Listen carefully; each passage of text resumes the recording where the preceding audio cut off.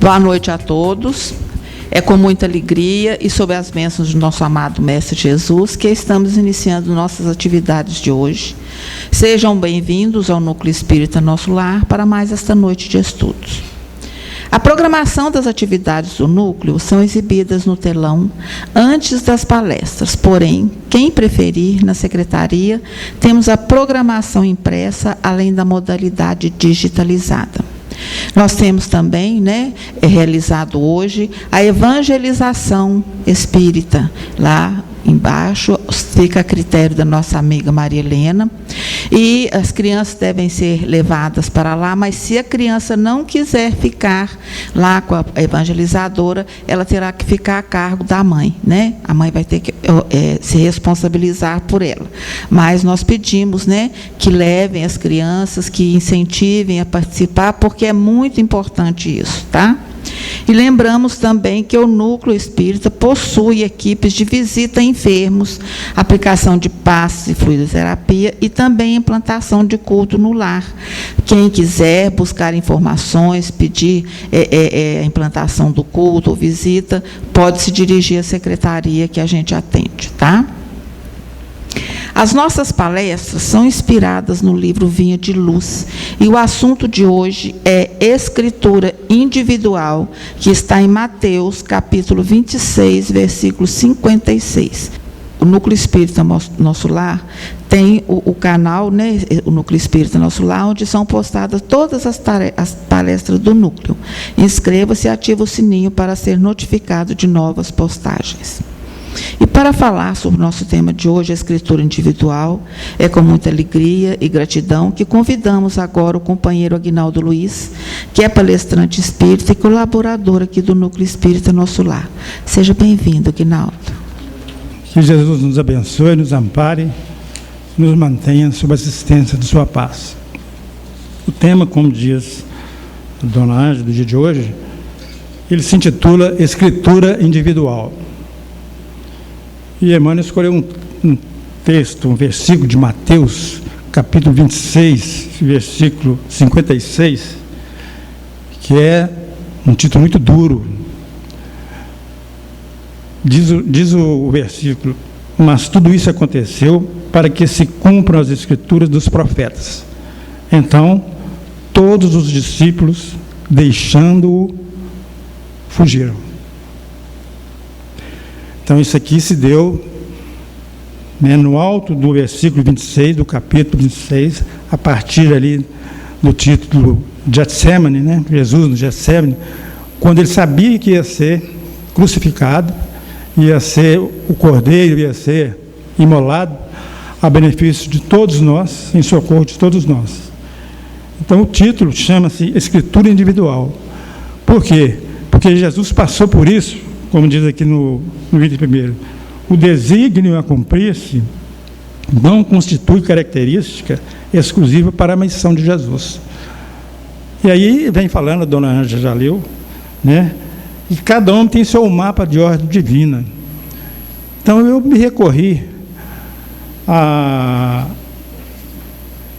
quando Jesus veio, nós tivemos o precursor João Batista, que veio falar sobre a vinda de Jesus. Me chamou muito a atenção dessa escritura individual, ou seja, como Emmanuel fala aqui, há um contrato. O que é um contrato? É um acordo de vontades entre o servo encarnado e o Senhor Supremo. Então, nós todos estamos aqui dentro de um contrato, um delineamento que é feito de um processo reencarnatório. E esse contrato, ele tem as cláusulas todas favoráveis a nós. É o único contrato que, através do livre-arbítrio aqui, que Emmanuel cita, ele fala que cada homem tem um mapa de ordem divina em sua existência, a ser executado com a colaboração do livre-arbítrio, no grande plano da vida eterna. Então, nós não temos muito o que, vamos dizer assim, explicar na nossa chegada. Nós temos um estágio aqui, que é do berço ao túmulo, e nesse estágio pode acontecer algumas variantes que Emmanuel coloca aqui, Por quê? Porque o livre-arbítrio interfere em todas as nossas atitudes. Nós vamos buscar lá em João, a pregação de João Batista, é um verdadeiro, vamos dizer assim, uma exposição de motivos para nos mostrar o código divino, como diz Kardec, que é o Evangelho do Cristo. É um verdadeiro código divino. Então, a exposição de motivos, a gente vê que João Batista apontou em cada um esse processo dessa circunstância individual que nós trazemos. Então, diz lá, é engraçado que engraçado que eu digo assim no sentido de atenção que nos chama, que no Evangelho de Lucas, ele começa do geral ao particular. O que quer dizer isso? Ele começa a falar, na pregação dele, ele começa a falar dos reis, dos poderes políticos e dos poderes religiosos. Depois é que ele entra em João Batista. Isso me causou estranheza, vamos dizer assim. Por que ele entrou direto falando com João Batista? Mas por quê? Para mostrar a pressão que era, naquela época, para aquelas pessoas que não acreditassem no judaísmo. Então eu começo aqui, a pregação de João Batista. E no ano 15 do império de Tibério César, sendo Pôncio Pilatos governador da Judéia, e Herodes tetrarca da Galileia, e seu irmão Filipe, tetrarca de Itureia, e da província de Traconites, e Lisânias, tetrarca de Abilene, sendo Anás e Caifás, aí ele entra no poder religioso, sumos sacerdotes, veio no deserto a palavra de Deus a João, filho de Zacarias. Aqui começa todo, eu não vou nem entrar em detalhes nesse poder aqui religioso, poder político que eles mandavam, a opressão era muito grande, e principalmente aqui no religioso, normalmente é um sumo sacerdote só, e aqui tem dois. Por que tem dois? Foi um jeito político de encaixar, eles eram parentes, não vou falar o parentesco não, porque senão a gente vai perder muito tempo, mas aquele jeitinho, aí colocou um que era de fato e o outro de direito, para não mexer nos interesses. Isso aí mexeu com os interesses vamos dizer, de bastidores, né, dos palácios e tal, porque era importante o religioso, vamos dizer assim, controlar o povo. E aí veio João Batista. João Batista é filho do sacerdote, ele poderia ser sacerdote, mas não, ele veio como profeta. E interessante que, quebrando todos os paradigmas, porque no caso de um pregador deveria ser ou um sacerdotal, né, normalmente, ou um religioso, mas veio João Batista, o profeta, pregando no deserto. O que é o deserto? O deserto lá é areia, e lá no deserto, lá, particularmente no deserto da Judéia, não é só areia, essa areia fina que a gente vê, não. Tem montanhas, tem pedras, então é um lugar muito, vamos dizer assim, muito acidental, e João Batista estava carregando multidões, e isso incomodou muito, e ele chamando até pessoas religiosas, como nós vamos ver aqui. E aí, cada um ele vai fazendo a sua individualidade, pondo o dedo nas particularidades individuais de cada um. Ele veio com um discurso, tinha 400 anos que a boca profética estava calada. Malaquias foi o último profeta, depois disso não tinha mais. Só depois de 400 anos que apareceu João Batista. Então o povo estava sedento, mas o discurso de João Batista era para, né? Mas esse cara está pegando pesado, mas nós vamos ver aqui. E percorreu toda a terra ao redor do Jordão, pregando o batismo de arrependimento para o perdão dos pecados. Esse batismo de arrependimento, nós temos aqui no Código Penal da Vida Futura, do livro Céu e Inferno, no capítulo 7, da primeira parte, em que fala no arrependimento. Porque às vezes vai falar, mas por que Jesus também fala no arrependimento? Aqui no item 16 desse código, que é base, um dos livros da base da doutrina espírita, fala o seguinte: o arrependimento é o primeiro passo para o melhoramento, mas ele apenas não basta, sendo necessária ainda a expiação e a reparação. Só para a gente ter, assim, uns laços da doutrina espírita que nós estamos vinculados. Então, João Batista dizia, segundo o que está no livro de Isaías, das palavras do profeta Isaías, que diz, voz do que clama do deserto. O que é isso, voz do que clama do deserto? Está certo, ele clamava no deserto e levava multidões, mas ele estava clamando no deserto da nossa consciência. Estávamos todos surdos, o povo estava perdido. Voz do que clama do deserto, preparai o caminho do Senhor, endireitai as suas veredas. Ele já começa falando grosso.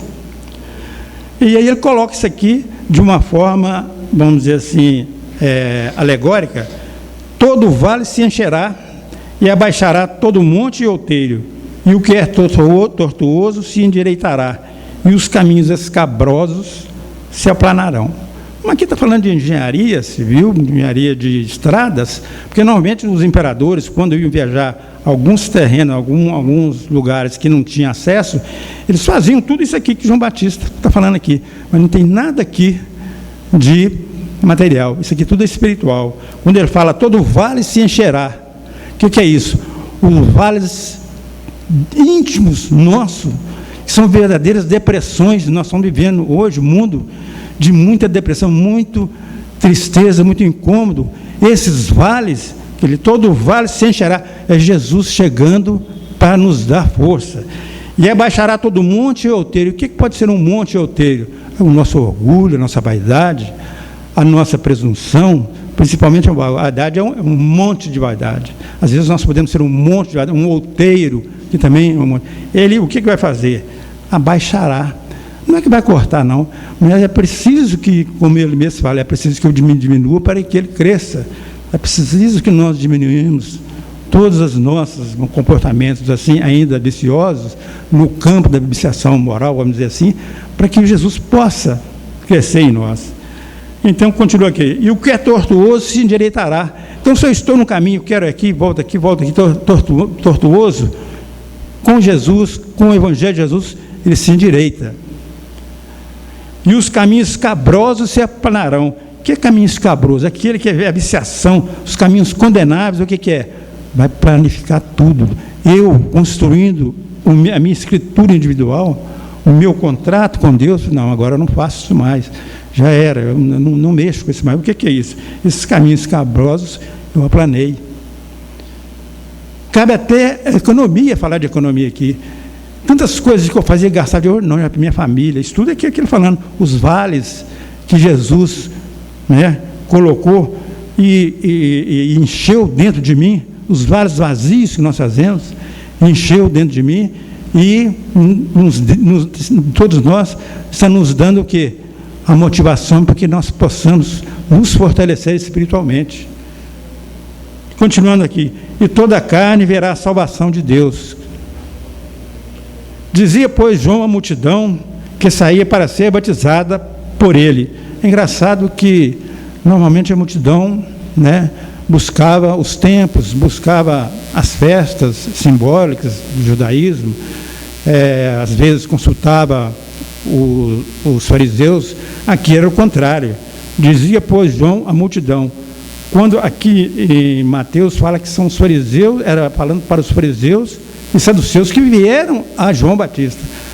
A gente pode ver, esses estavam querendo vir, querendo saber qual é a sua individualidade, essa escritura individual que Emmanuel, né, como sempre, didaticamente colocou.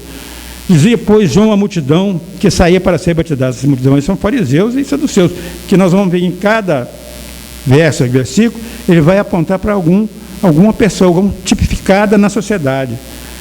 E aí ele fala assim, dizia João à multidão que saía para ser batizada por eles. Raça de víboras, um discurso muito pesado. Quem vos ensinou a fugir da ira que está para vir? Ele conhecia os judeus, os fariseus e os saduceus. Eles estavam vindo que, de uma forma... O que é víbora? Víbora, normalmente, é que tem veneno, não é assim? A gente fala víbora, uma víbora tem veneno. Então, se uma víbora tem veneno, foi Deus que deu, né, dona Ângela? Não somos nós que vamos criticar. Mas aqui ele está chamando os fariseus e saduceus de raça de víboras. Ou seja, o veneno deles, que eles praticavam, pregavam, mas não faziam. E envenenavam todo um povo. Então, João Batista foi muito duro. Tanto é que ele, né, acabou sendo cabeça decepada, mas nós não vamos entrar nisso não, porque tem muita caminhada nossa aqui hoje para buscar esses valores individuais, para a gente encaixar o nosso perfil no contrato individual que nós temos para com Deus, como propõe Emmanuel. Produzir, pois, frutos dignos de arrependimento. Então não basta só arrepender, não. Ele está falando com os fariseus e com os saduceus, vocês têm que produzir frutos dignos de arrependimento. Por quê? Eles arrependiam, falavam que arrependiam e depois voltavam e faziam tudo a mesma coisa. Essa postura que às vezes nós podemos tomar como fariseus e saduceus, eu vou, né, no templo todo dia, vou no centro, depois se eu continuar o mesmo, não procurar melhorar, o que vai acontecer? Eu não vou produzir fruto digno de arrependimento. O meu arrependimento não vai valer. E não comeceis a dizer em vós mesmos, temos Abraão por pai. Quer dizer, não adianta querer dar carteirada, não. Não, mas eu conheço a Bíblia, conheço tudo, conheço os livros todos, conheço a obra da doutrina espírita toda, eu tenho meu lugar lá no plano espiritual. Não vai nessa não, o João Batista está falando aqui. Produzir frutos dignos de arrependimento. Eu sou espírita, agora eu não posso mais fazer isso. Né? O próprio Kardec nos propõe, né? Conhece o verdadeiro espírito pela sua reforma íntima constante e seu esforço em domar as suas más tendências, né? Então esse aqui é o caminho. Continua. E também já está posto o machado à raiz das árvores, ou seja, toda árvore, pois que não dá fruto, é cortada e lançada no fogo. O machado está posto à raiz das árvores. Por que não está posto no galho? Uma árvore, quando não dá fruto, a corta. E o que acontece quando é uma árvore cortada? Ela vira galho seco. E o que se nós virarmos galho seco, para que serve o galho seco naquela época, né? E mesmo agora? Para ser queimado. Se nós não dermos frutos e virarmos galho seco, a nossa consciência, o inferno consciencial vai cobrar de nós, no plano espiritual, todas essas circunstâncias. Jesus, certa feita, ele procurou uma figueira e procurou figo e não achou. Ele amaldiçoou a figueira que tinha muita folha. Essas folhas representam o que às vezes a nossa, desculpe o termo, a nossa hipocrisia. Nós pregamos, falamos, mas não fazemos nem um pouquinho. Se fizer 1 milímetro, já está bom demais em 1000 quilômetros, porque a nossa vida é eterna. Então, se nós chegarmos, né, no plano espiritual, 1 a 0 está bom demais. Agora, se chegar a 1 a 7, nós vamos ter que voltar, né, no arrependimento que nós falamos aqui, com uma estrutura de reencarnação bem mais compulsória. E a multidão o interrogava, dizendo: que faremos, pois? É interessante isso aqui. Normalmente, a multidão, vamos dizer assim, aquele que prega que fala, né? Sem fazer isso, a multidão estava tão sedenta, perguntando: que faremos, pois? E respondendo ele, disse: quem tiver 2 túnicas, que reparta com o que não tem, e quem tiver alimentos, que faça da mesma maneira. Eu lembrei aqui que o Mateus falou, né, sobre aqui, né, o almoço que tem aqui, a assistência social que tem no centro. A gente sabe, em todos os sentidos, um trabalho de assistência social não é só o alimentar, não. Um atendimento fraterno, né? Quem tiver 2 túnicas, está falando 2 túnicas aqui, lá no guarda-roupa, né? E quem tiver alimentos, que faça da mesma maneira. Às vezes a pessoa está querendo, não é o alimento físico, é o alimento espiritual. Você tem 1 minuto para mim? Agora não posso, não. 1 minuto só. Às vezes a pessoa está querendo desabafar, né? E a gente, nesse mundo corrido, muitas vezes nós podemos faltar com esse alimento, que o João Batista está apontando aqui. E chegaram também uns publicanos. Aí a coisa começa a complicar. Os publicanos para serem batizados. E disseram-lhe: mestre, que devemos fazer? Julgou a responsabilidade para João Batista. Publicano. O publicano era cobrador de impostos, e na época os impostos eram cobrados de uma forma de, vamos dizer assim, de concessão, né? Fazia um concurso público e algum publicano era eleito para cobrar. Os romanos eram tão assim, astutos que ele colocava gente do povo mesmo para cobrar do povo. Então, por isso que ninguém gostava de publicano. E chegaram também uns publicanos para serem batizados e disseram: mestre, o que devemos fazer? Pergunta sutil, né? Estava arrependido, o que eu devo fazer? Olha a resposta. E ele lhes disse: não peçais mais do que aquilo que vos está ordenado. O que quer dizer isso? Que eles cobravam mais. Que João Batista tinha autoridade para falar isso. Não peçais mais do que aquilo que vos está ordenado. Era vamos dizer, um confisco. O publicano chegava e falava: eu quero tratar do sua parte rural aí, você está devendo X, mas você tem que pagar 2X. Pô, mas eu não posso, a plantação, a chuva veio e derrubou tudo, não tem como pagar. Ah, você não tem como pagar, não? Então eu vou denunciar você ao governo. E aí, quem que ele denunciava? Vamos ver aqui, ó. E uns soldados o interrogaram também, dizendo: e nós, que faremos? E ele lhes disse, sobrou também para os soldados, os tribunos: a ninguém trateis mal, nem defraudeis e contentai-vos com o vosso soldo. 3 coisas: a ninguém trateis mal. Nós podemos ver no livro Paulo Estevam, no princípio, lá em Corinto, o pai de Gesiel, que é o nosso Estevão, houve um movimento contrário lá dos escravos no Levante. Então Roma colocou lá os tribunos, né? Colocou os soldados lá para valer. E o pai de Estevão, de Gesiel, estava andando na rua, ia para o mercado, e ele passou assim, estavam os tribunos e tal, e ele passou de largo, não falou: não, mexer não com esse soldado, não. O soldado vai: vem cá, o negócio é, você passa assim, não fala nada, seu judeuzinho, por que você está falando sem cumprimentar? E bateram nele. Você confere comigo no livro, não sei se vocês lembram, quem já leu o livro Paulo Estevam, não é isso, Thiago? E ele apanhou e foi para casa porque não cumprimentou os 2 soldados. Bem, no outro dia ele estava no mercado de novo, está passando por outra rua, vou passar por outra rua, porque o negócio não está bom, não. Aí encontrou com uns 3, 4 tribunos, porque estava em todo lugar, porque estava havendo esse levante de escravo. Aí ele pegou, né, educadamente: salve, tribunos do César, bom dia.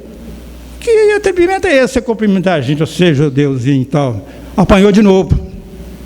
Então, isso aqui que o João Batista está falando: ó. A ninguém trateis mal, nem defraudeis e contentais com o vosso soldo. Esse defraudar é quando eu falei lá atrás, quando o publicano cobrava daquela pessoa que não tinha condição de pagar, aí ele chamava o soldado.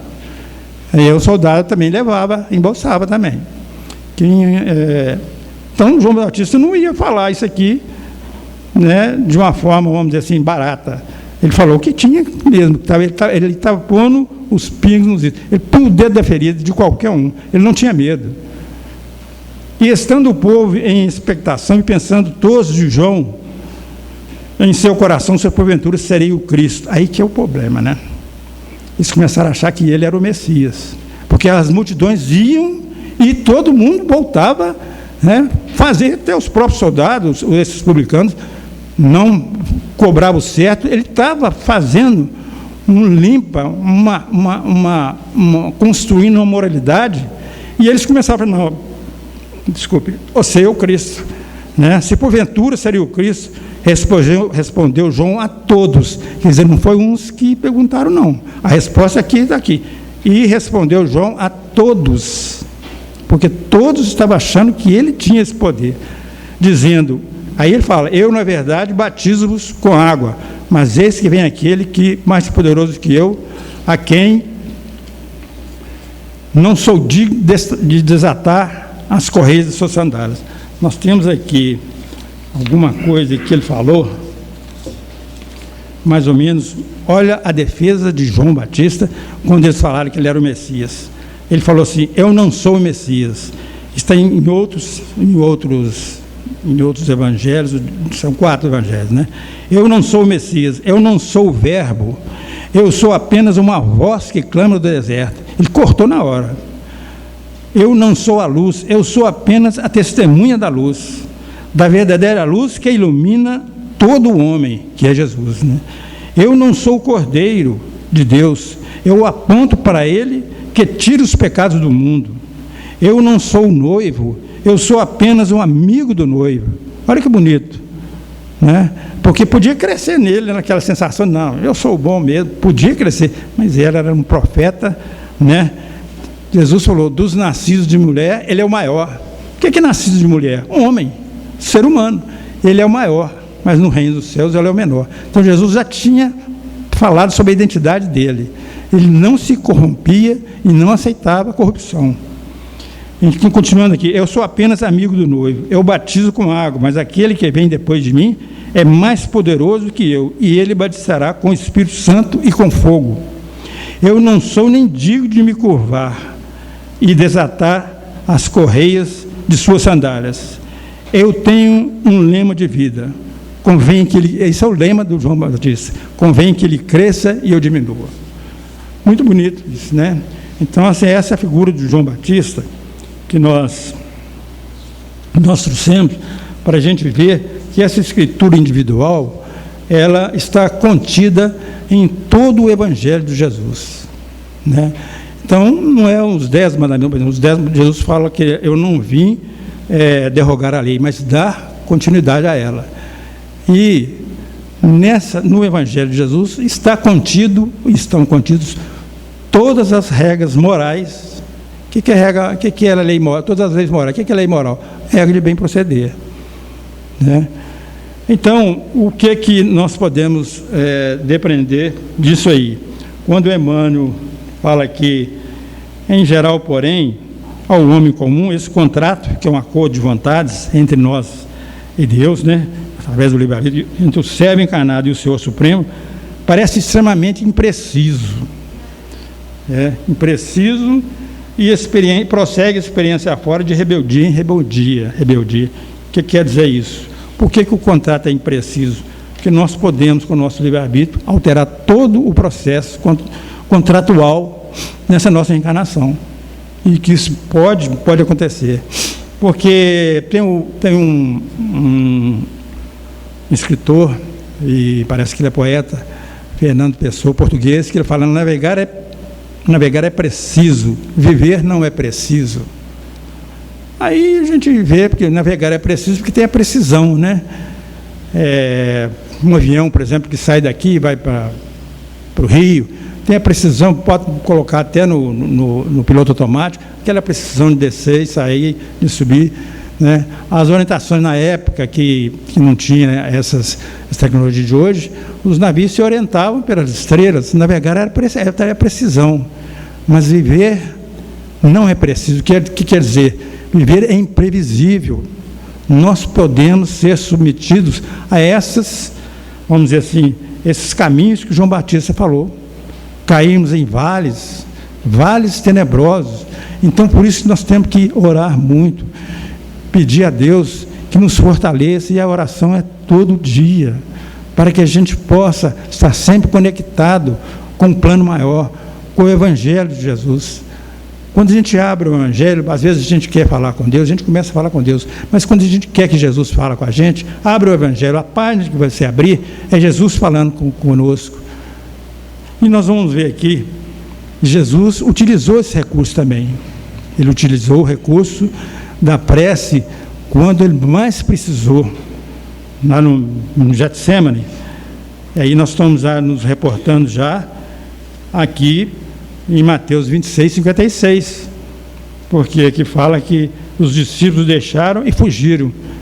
E aqui fala que aí os soldados chegaram e Jesus já estava firme e falou: a quem buscais? A Jesus de Nazaré. Sou eu. E os apóstolos fugiram, porque já estavam aparecendo umas tochas, já era meia de noite, e eles com medo saíram. Não ficou nenhum.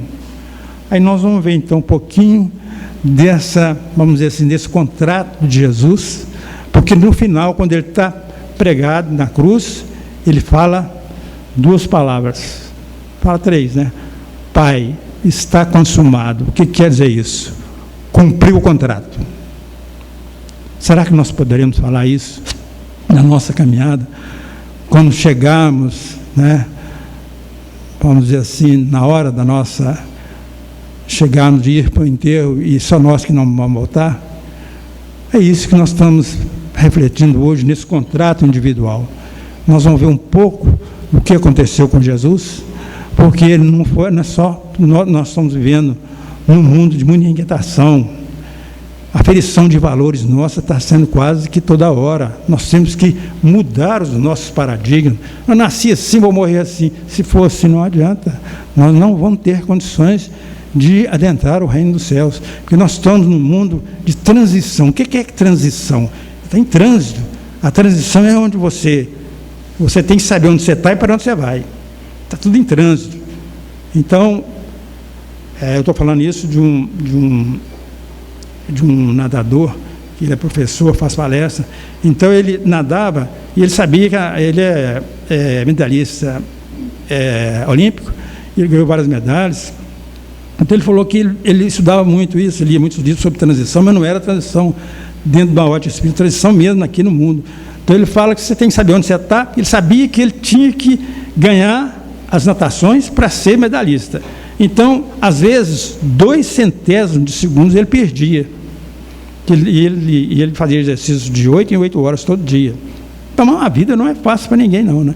E ele sabia que essa transição é onde você saber onde você está e para onde você vai. Ele sabia que a carreira dele era curta, porque o cielo já vinha aí atrás. Eu vi a palestra dele, achei interessante. Ele falou, daqui a 5 anos eu não tenho mais isso. Então, vamos aproveitar essa nossa reencarnação, retornando, fechando parênteses, vamos aproveitar o máximo, é o que propõe aqui essa escritura individual que nós temos, aproveitar o máximo que a gente puder, sem querer. Jesus não exige nada de nós, nada exige, nada impõe. A doutrina espírita nada exige, nada impõe, mas muito espera de nós outros, né?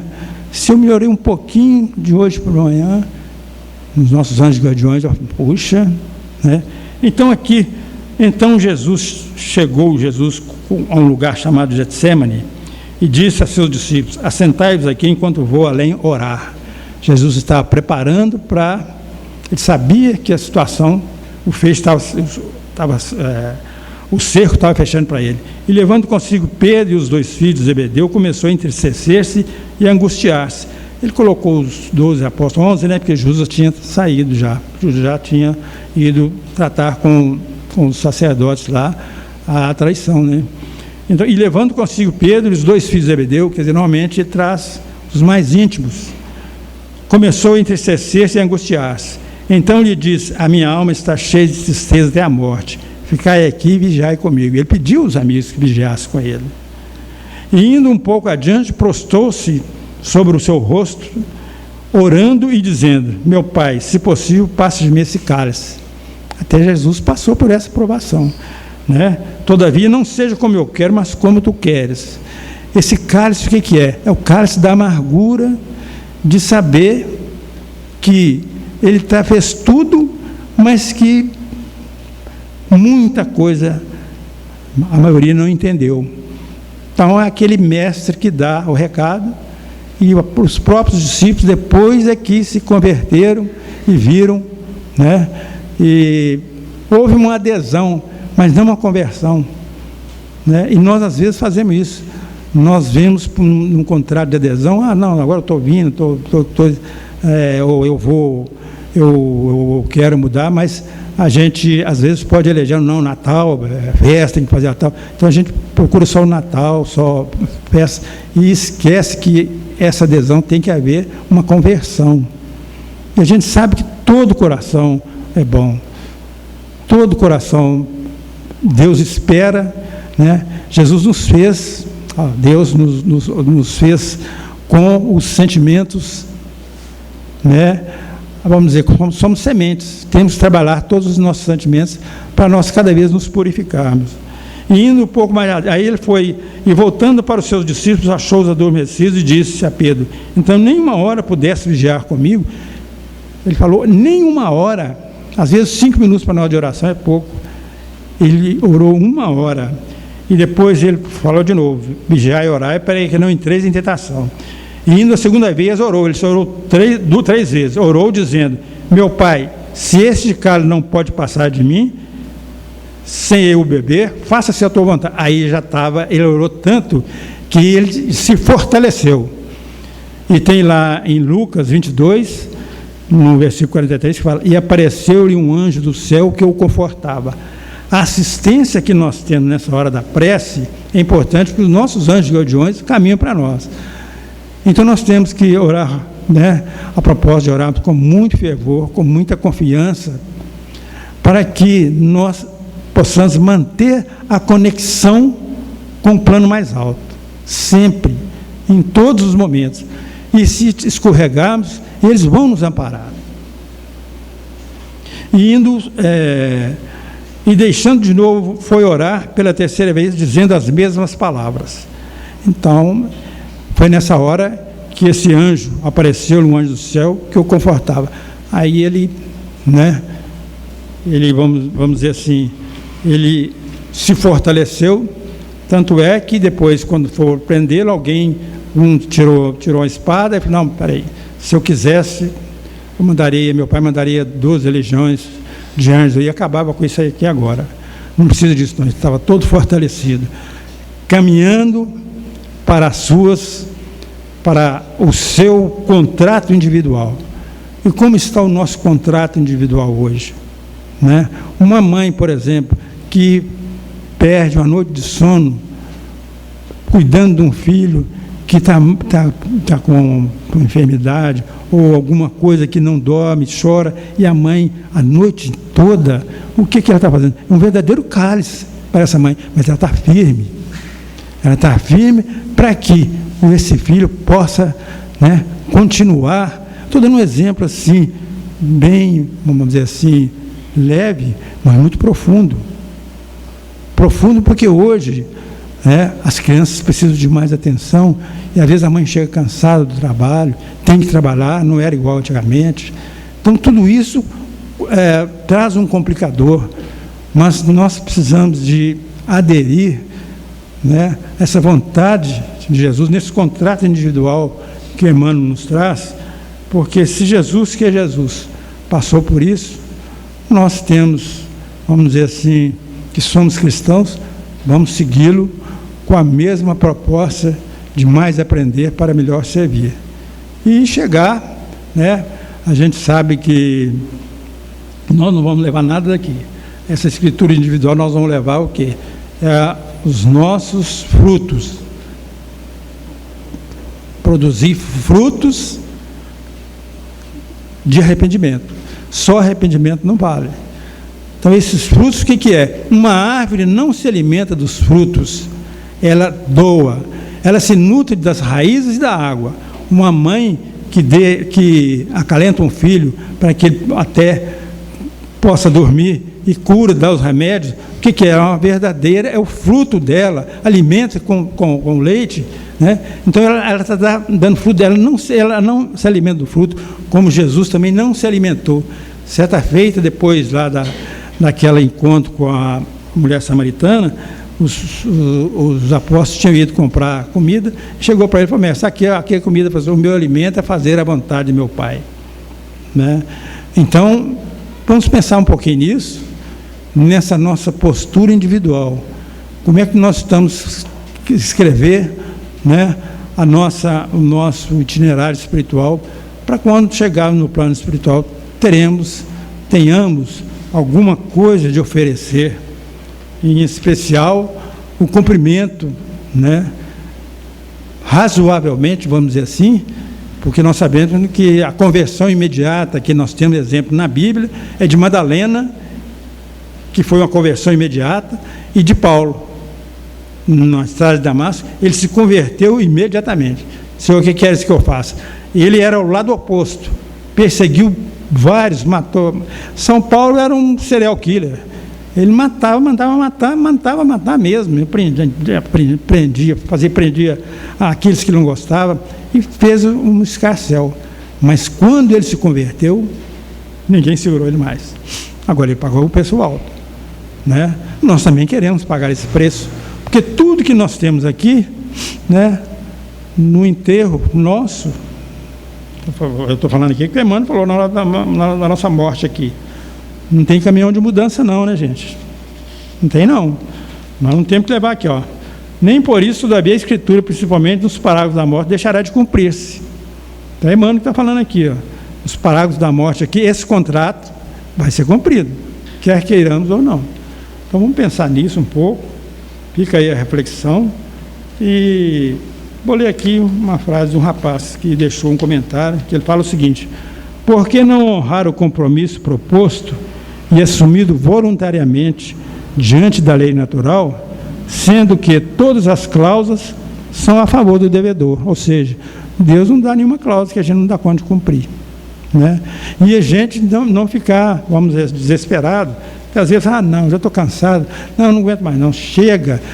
E às vezes os nossos anjos guardiões falam: nossa senhora, essa aprovação dele ia acabar agora em dezembro, mas ele está esperneando, vamos deixar mais até julho. Isso é assim. Eles não vão, porque nós estamos esperneando, eles não vão acabar com as nossas aprovações, nem as nossas expiações. Porque o choro é pior, porque aí nós vamos ficar viciados. Então, vamos pedir a Deus o quê? Obediência e resignação, como está lá no Evangelho segundo o Espiritismo. Essa resignação hoje é muito importante.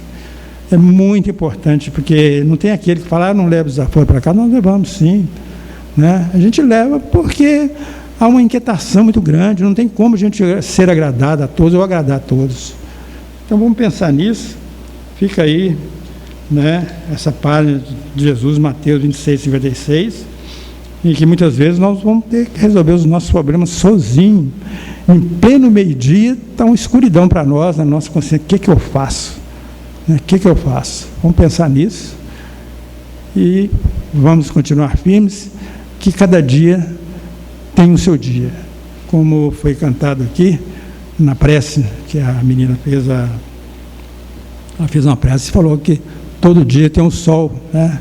Mais ou menos assim, o sol acordamos com o sol. Que Jesus seja sempre o nosso sol nas horas mais escuras da nossa vida. Que Jesus nos abençoe. Muito obrigado.